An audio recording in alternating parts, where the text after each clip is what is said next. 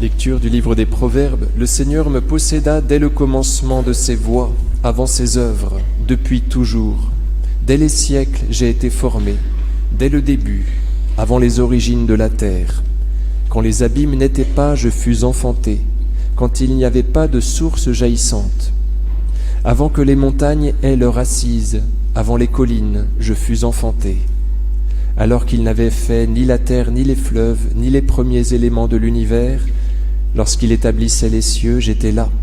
Lorsqu'il traçait l'horizon à la surface de l'abîme, lorsqu'il fixait en haut les nuées, lorsqu'il équilibrait les sources de l'abîme, lorsqu'il imposait sa limite à la mer pour que les eaux n'en franchissent pas le bord, lorsqu'il posait les fondations de la terre. J'étais près de lui comme le maître d'œuvre, je faisais ses délices jour après jour, jouant devant lui en tout temps, jouant par tout l'univers, et mes délices, je les trouve avec les fils des hommes. Et maintenant, fils, écoutez-moi, heureux qui observent mes voies. Écoutez l'instruction et vous serez sages, ne la rejetez pas. Heureux l'homme qui m'écoute, en veillant à ma porte jour après jour, en observant l'entrée de ma maison. Qui me trouve à trouver la vie, il obtiendra la faveur du Seigneur.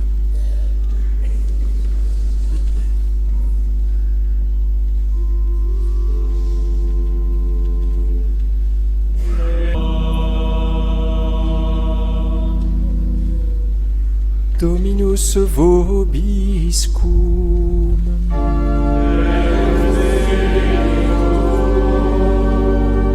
Sequentia Sancti Evangelii secundum Lucam.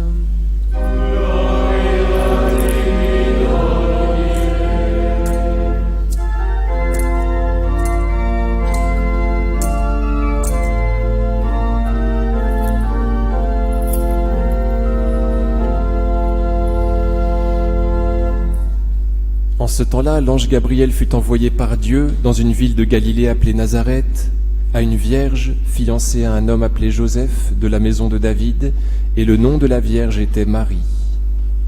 L'ange entra chez elle et dit : « Salut, pleine de grâce, le Seigneur est avec toi, tu es bénie entre les femmes. »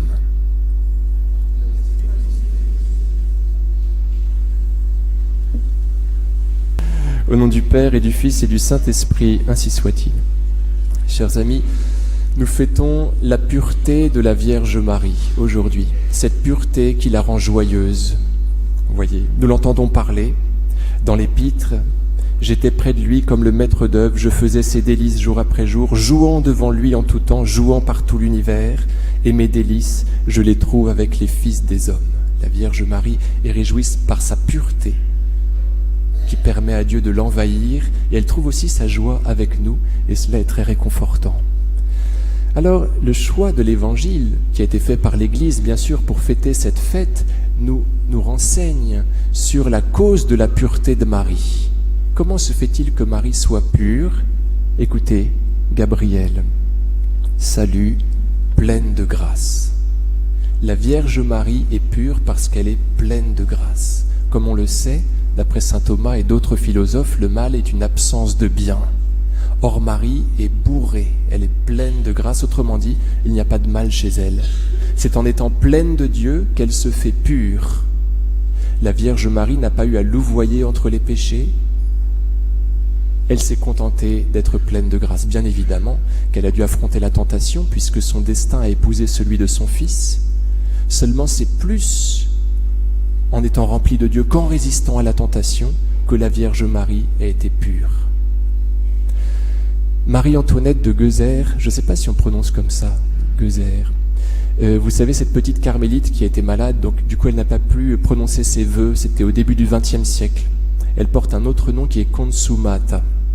Eh bien cette Marie-Antoinette, elle écrivait cela : « Je dois plus m'ouvrir du côté du ciel que me fermer du côté de la terre. Je dois plus m'ouvrir du côté du ciel que me fermer du côté de la terre. Bien évidemment qu'il faut que je me ferme du côté de la terre, du côté du monde, des tentations, mais je dois surtout m'ouvrir du côté du ciel. » La Vierge Marie est pure parce qu'elle est pleine de grâce, et donc il n'y a plus de place chez elle pour le péché. voyez comment nous devons nous y prendre pour être purs comme elle, être plein de Dieu tout simplement. Il y a quelque chose de très joli. L'archange ne l'appelle pas Marie, et cette absence de nom dans la salutation de Gabriel est mise en relief par le fait qu'on dit qu'il arrive auprès d'une vierge qui s'appelle Marie. Voyez. Et le nom de la vierge était Marie. L'ange entra chez elle et dit « Salut, pleine de grâce ». Il ne dit pas son prénom, ce qui n'est pas normal, comme si son être était d'être pleine de grâce. Marie pourrait dire « Je suis pleine de grâce, je suis celle qui est pleine de grâce, qui s'appelle comme cela ». Et c'est ça qu'elle va dire à Lourdes, elle va dire « Je suis ma propre pureté ». Oui, je suis l'Immaculée Conception, je suis ma pureté. Comme nous l'avons dit, le fait d'être pleine de grâce, c'est ça qui la rend pure. Donc Marie peut tout aussi bien dire « Je suis pleine de grâce » que « Je suis l'Immaculée Conception ». Voyez, cela revient au même, et cela se vérifie à Lourdes. Voilà, chers amis, donc une dernière chose à propos de la pureté de Marie, est-ce que cela pourrait nous la rendre distante? Eh bien non, certainement pas. La Vierge Marie sait quelle chance elle a eue. Le pur est celui qui est capable de compatir plus que quiconque avec l'impur, parce qu'il sait que cette pureté, il la tient de Dieu.